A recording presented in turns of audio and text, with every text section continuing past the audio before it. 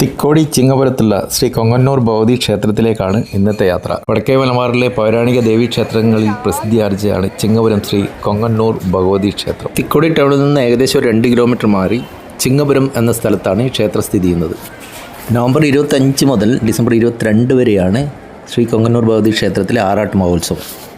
ആറാട്ട് മഹോത്സവം സമാപിക്കുന്നതിൻ്റെ ഒരു ദിവസം മുമ്പേ നമ്മൾ ക്ഷേത്ര ദർശനത്തിനായി എത്തി. കൊടിതോരണങ്ങൾ കൊണ്ട് അലങ്കൃതമായ ക്ഷേത്രാങ്കണം അതിമനോഹരമായിരിക്കുന്നു. വൃശ്ചിക മാസത്തിലെ ഉത്രം നക്ഷത്രത്തിൽ നടക്കുന്ന പ്രക്കൂഴം എന്ന ചടങ്ങോടെ ഉത്സവത്തിന് നാന്ദി കുറിക്കുന്നു. തുടർന്ന് 27 ദിവസങ്ങളിലായി ക്ഷേത്രത്തിലെ ഉത്സവ വിളക്കുകൾ നടത്തി വരുന്നു. ഈ വർഷം നവംബർ 25-നാണ് പ്രക്കൂഴ ചടങ്ങ് നടന്നത്. ധനുമാസത്തിലെ തിരുവാതിര നാളിൽ ഉത്സവം കൊടിയേറി. തുടർന്ന് പള്ളിവേട്ട ദിവസങ്ങളിൽ പ്രദേശത്തിൻ്റെ വിവിധ ഭാഗങ്ങളിൽ നിന്ന് വർണ്ണശബളമായ ആഘോഷ വരവുകൾ ക്ഷേത്രത്തിൽ എത്തിച്ചേർന്നു. അതോടുകൂടി ക്ഷേത്രവും പരിസരവും ഭക്തജനങ്ങളെ കൊണ്ട് നിറഞ്ഞു. ഈ വർഷത്തെ ഉത്സവം ഡിസംബർ 17-ന് കൊടിയേറി ഡിസംബർ 22-ന് ആറാട്ടോടുകൂടി സമാപിക്കും. ഡിസംബർ 22-ാം തീയതിയാണ് നമ്മൾ ക്ഷേത്ര ദർശനത്തിനായി ഇവിടെ എത്തിച്ചേർന്നത്. അതായത് ആറാട്ട് തിരുവുത്സവം 6-ാം ദിവസം രാവിലെ ക്ഷേത്രത്തിൽ ഇളനീർ അഭിഷേകം, അത് കഴിഞ്ഞ് ഓട്ടംതുള്ളലുണ്ടായിരുന്നു. ഓട്ടംതുള്ളൽ കഴിഞ്ഞതിന് ശേഷമാണ് നമ്മൾ ഇവിടെ എത്തിയത്. ഉച്ചക്ക് കൂത്തുണ്ട്, അത് കഴിഞ്ഞ് നിലക്കളി. പ്രസാദ സദ്യ വിതരണം ചെയ്യാൻ ആരംഭിച്ചു കഴിഞ്ഞിരിക്കുന്നു. കൂത്ത് അവതരിപ്പിക്കുന്നത് അമ്മന്നൂർ നാരായണ ചാക്യാർ ഇരിഞ്ഞാലക്കുടയാണ്. ഗുരുവായൂർ ദേവസ്വത്തിൻ്റെ മുൻനിര ഗജവീരന്മാർ ഉത്സവത്തിന് മാറ്റുകൂട്ടുന്നു. ഗുരുവായൂർ ചെന്താമരാക്ഷൻ, ഗുരുവായൂർ രവികൃഷ്ണൻ, ഗുരുവായൂർ ഇന്ദ്രസൻ എന്നിങ്ങനെയാണ് ഗജവീരന്മാരുടെ പേരുകൾ. ഇപ്പോൾ ക്ഷേത്രമുറ്റത്ത് ഇവരിൽ ഒരാളെ കാണാനുള്ളൂ. ഇവരാണ് ഗുരുവായൂർ ഇന്ദ്രസൻ. ഇന്ദ്രസൻ ഭക്ഷണം കഴിക്കുന്നത് തന്നെ നോക്കിയിരിക്കാൻ എന്ത് രസമാണ്. സമയം പോകുന്നതേ അറിയില്ല.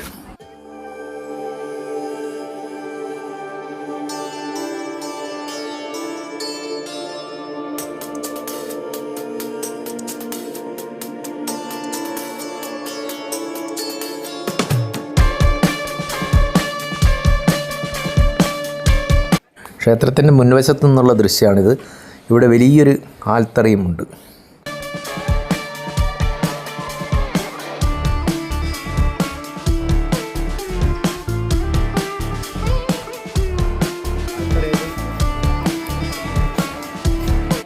നൂറ്റാണ്ടുകൾക്ക് മുമ്പ് ഒരു സന്ധ്യാനേരത്ത് ഭഗവതി ആദ്യമായി ദർശനം നൽകിയ സ്ഥലമാണ് ക്ഷേത്രത്തിൻ്റെ പടിഞ്ഞാറ് ഭാഗത്ത് സ്ഥിതി ചെയ്യുന്ന പൂവത്തറ.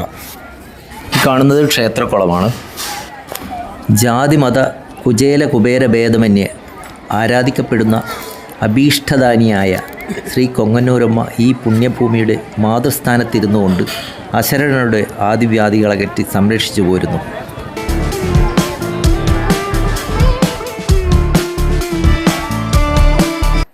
മറ്റൊരു ഗജവീരനായ ഗുരുവായൂർ രവികൃഷ്ണനെ ക്ഷേത്രസന്നിധിയിലേക്ക് കൊണ്ടുവരുന്നുണ്ട്.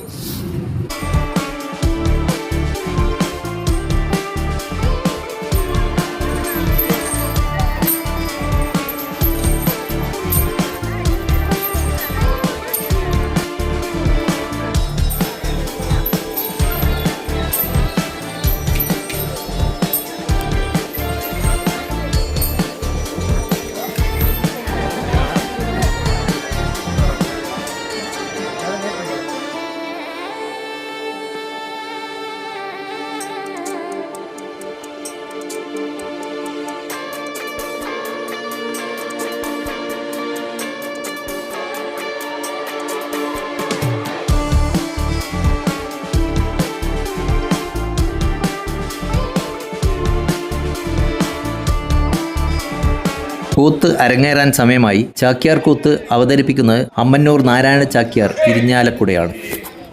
അവതരിപ്പിക്കുന്ന കഥ സീതാ സ്വയംവരമാണ്.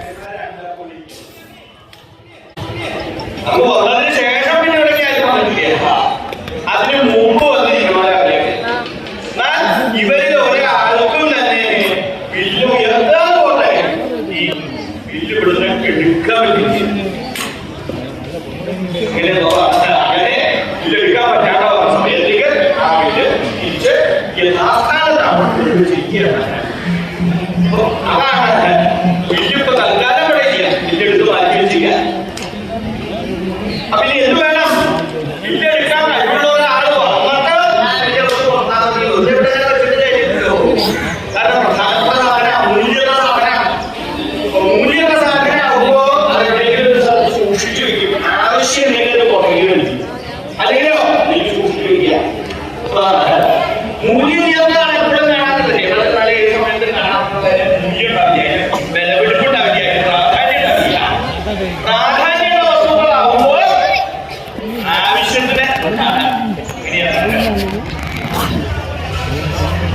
അതുകൊണ്ടാണ് ഇവിടെ വ്യാഖ്യാനത്തിലുള്ളത്.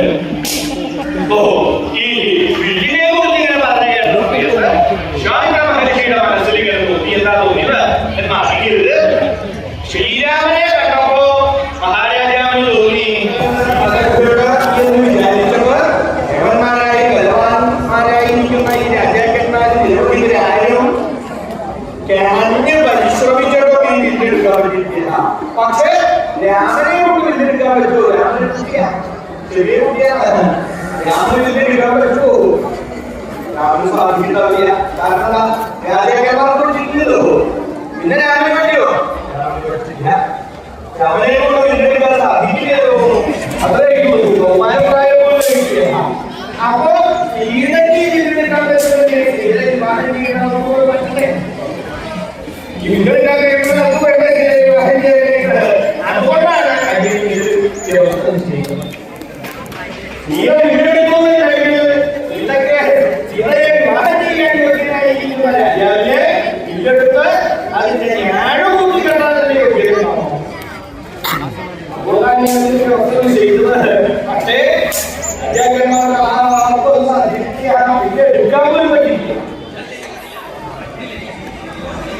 ഇവ അടിയൻ ചെയ്തയിൽ വ്യവസ്ഥ കാരണം അതിന് ഒരു നഷ്ടമില്ലല്ലോ, അതിലോ ശ്രീരാമീരോ എന്ന് മനസ്സിലുള്ള വിഷമം കൂത്ത് നടക്കുന്ന സമയത്ത് തന്നെ ഉത്സവപ്പറമ്പിൽ ചട്ടികളി അരങ്ങേറുന്നുണ്ട്. അപ്പോൾ നമുക്ക് ചട്ടികളി ഒന്ന് കണ്ടിട്ട് വരാം. കുറേ കാലമായി ചട്ടികളിയെല്ലാം കണ്ടിട്ടുണ്ട്. സാധാരണ ഉത്സവപ്പറമ്പിലുള്ള ഒരു കളികളാണ് ചട്ടികളികൾ.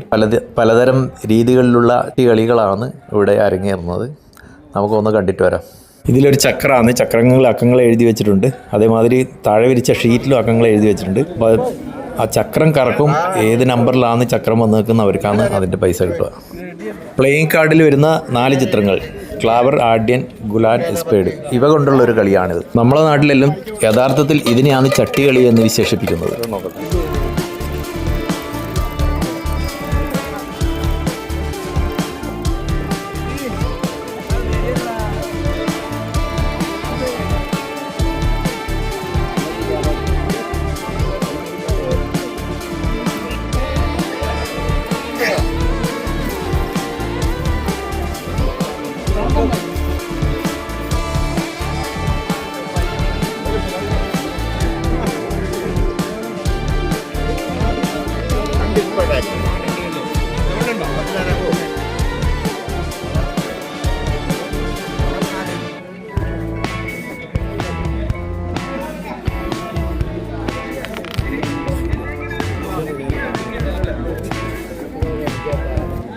ചട്ടികളിയുടെ വേറൊരു രൂപമാണിത്.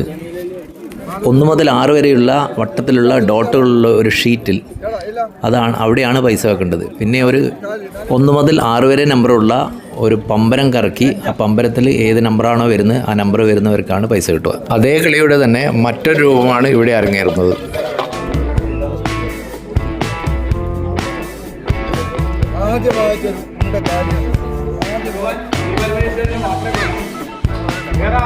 ക്ഷേത്രത്തിൽ അടുത്തതായി അരങ്ങേറുന്ന നിലക്കളിക്കാരുടെ വരവായി. ഈ നിലക്കളിക്കാർ ദൂരദേശത്തു നിന്ന് വരുന്നതാണ്. അവർ ക്ഷേത്രസന്നിധിയിൽ വന്ന് നിലക്കളി കളിച്ചതിന് ശേഷം മടങ്ങിപ്പോവുകയാണ് പതിവ്.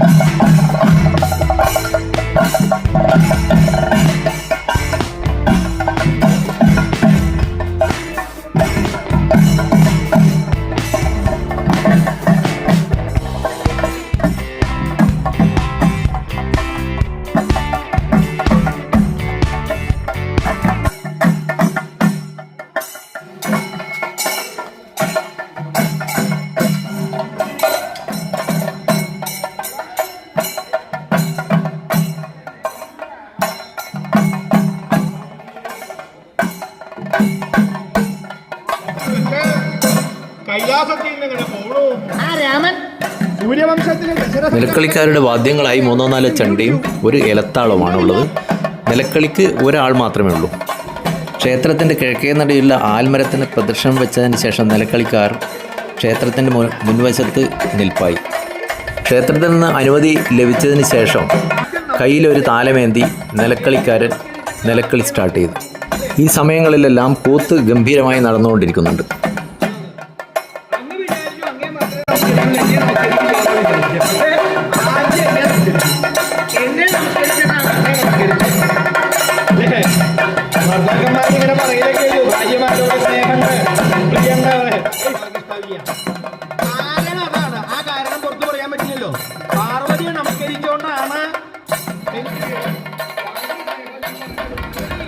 ഈ നിലക്കളി ഞാൻ ആദ്യമായിട്ട് കാണുകയാണ്.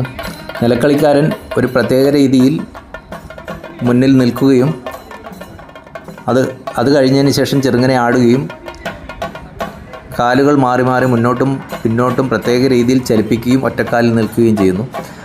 അതിനുശേഷം കയ്യിലുള്ള താലം നിലത്ത് വെച്ച് കുറച്ച് നേരം പ്രാർത്ഥിക്കുന്നു. അതിനുശേഷം താലം എടുത്ത് മുകളിലോട്ട് എറിയും, അത് പിടിക്കുകയും ചെയ്യുന്നു.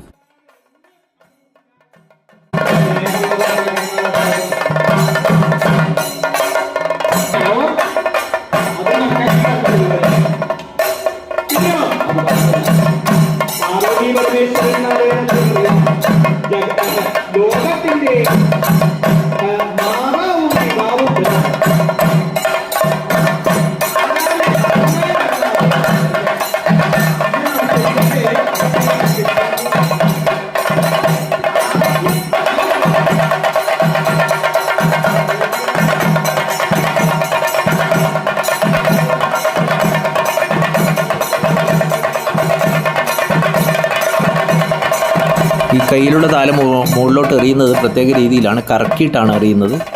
അതുമാതിരി പിടിക്കുന്നതും രണ്ട് കൈയും, ഒരു കൈ മുകളിലും ഒരു കൈ താഴെയായിട്ടാണ് താലം പിടിക്കുന്നത്.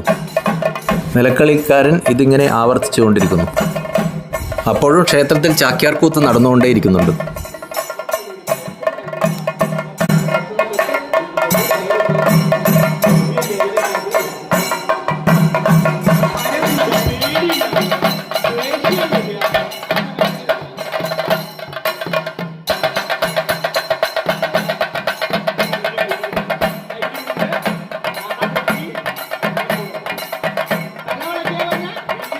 നിലക്കളിക്കാരൻ സ്ഥാനം മാറ്റി കിഴക്കേ നടയിൽ തന്നെ നേരെ മുന്നിലല്ലാതെ കുറച്ച് ഇടതുവശം ചേർന്ന് വേറൊരു സ്ഥലത്താണ് ഇപ്പോൾ നിലക്കളി തുടർന്നുകൊണ്ടിരിക്കുന്നത്.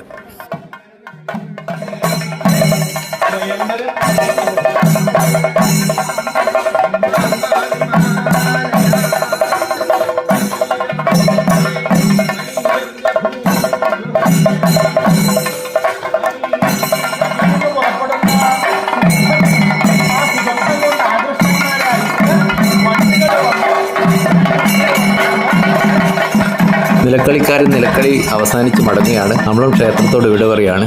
ഈ കാണുന്നത് പടിഞ്ഞാറ് വശത്തുള്ള അരയാൽ തറയാണ്. പൊങ്ങന്നൂർ അമ്മയെ വണങ്ങിയതിന് ശേഷം ക്ഷേത്രത്തിൽ നിന്നും നമ്മൾ